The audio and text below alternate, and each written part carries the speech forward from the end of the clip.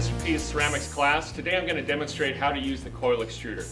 We've done coils by hand, and now we have a machine that can make the coils for you. And you use this cylinder tube here, and there's three dies that you're going to be able to use when you're making the coils. There's this gold one, and this has different shapes. I'm going to put it just against my apron. You can see as a contrast. You can make ribbons, you can make hexagons, squares, ovals. And the red die, you have different circular shapes. You can go from a spaghetti to like the thickness of your finger, okay? And then in the third die, it's blue and it's like the shape of a letter U, okay? And what that is if I put this die down, the clay is going to go through every single hole, okay? So what the blue one does, if I set that over it, it blocks out the other holes, so the clay only goes through that one hole. I'll even put it against the yellow there, so you can see like a nice contrast, okay, how that works, okay? For demonstration purposes, I'll just use the thickest one, okay? I have this piece of metal here, okay, and this is where the die sets in. So I set the red die there, and then I set the blue one over it, okay? And again, choose the size that you want, and as mentioned, I'm going to use the larger one. So I'm setting it up like that, so it's the larger hole, okay?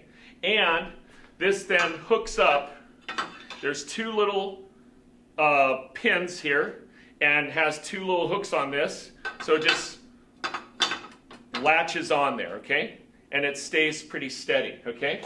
You need a fair amount of clay, so I'm going to use about a half a bag of clay, and we have a square shape that needs to fit into a circular tube, okay? So I need to kind of pound out the clay a little bit and make it into that rounder shape, okay? So I probably don't even need that much clay, not even a half a bag. I'll wire about half of it off, and I'm basically getting this round kind of log-like form, okay? So you can't use just a little bit of clay. You really want to, if you're going to use the coil extruder, you want to use it for a larger amount. If you're going to just make one or two coils, I would just do it by hand. So now this fits in there, okay? And clay sticks to metal, okay? So if I pop this in here, the clay is going to stick to the metal. So how do we prevent it from sticking? We use WD-40. WD-40 is just lying around here. Grab that, and on a spray mode, whenever I use it, I just kind of spray just a little bit in there. It's WD-40 is aerosol oil. You use it to keep your locks from sticking or door hinges from squeaking, and kind of move away from it so it doesn't go up into your face, obviously. And that's lubricating this metal tube in here, okay? And before I dump my clay in there, I'm going to peek down, make sure that my blue die with the letter U is not blocking the hole, because obviously then the full circle of clay won't come out. So that looks set. I got the WD-40. I'm going to drop down my clay all the way in, okay? So that probably ended up about a quarter of a bag. I have a stool underneath this, and this coil extruder is an ingenious invention, okay? It's just a boat lock. I'm going to tighten it up just a little bit there. And that sets over this metal bar right here. And I put the plunger in, and I set this down. And now this is in a downward position. And now I'm going to start extruding. Pull on the further part of the handle because you're using leverage. Don't try and pull right here, because it's going to be tougher to extrude the clay. So I use one hand here. I'm kind of just keeping this guided in a small position. And now, as I start extruding, look what happens. Just great coils come out, perfectly made. Once this is set, I don't have to keep my hand there, and I can kind of guide this down. You can also have a partner help you. Two people can be making the coil. One person can help this in a down position. And look, I just keep extruding the coil. So this is kind of like in your old days of Play-Doh making.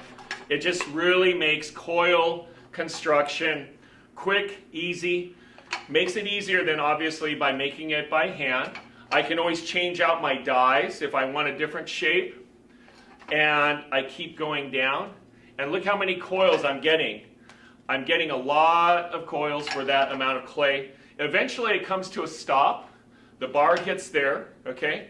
Now I gently release a little bit, and now I reverse the angle of the boat loop there, and I move it upwards, and now I just kind of like move it out, and I move that out.